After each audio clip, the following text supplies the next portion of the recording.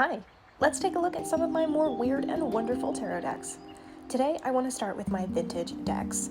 The first is the Universal Tarot, published circa 2000. It's weird for me to think about this deck being vintage because it's the one my mom used to use when I was a kid.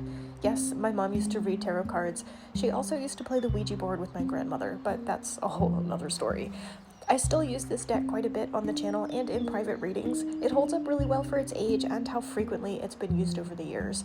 This wasn't actually my first deck, but it is the one I learned tarot with. The title of my first deck actually goes to the Wild Unknown First Edition, but that's a deck for another video. Next is this deck, published by Hoi Polloi in 1972. This actually belonged to my dad. I don't know the whole story of how he got it since he was a kid in the early 70s, but he even wrote his name on the instruction booklet and drew little symbols for each of the suits.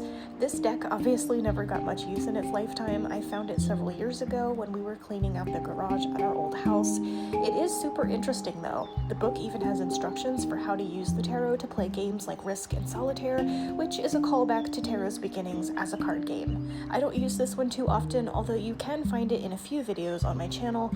I mostly just keep it safe in this box as a cool keepsake and a piece of my family's weird history. Stay tuned for part 2.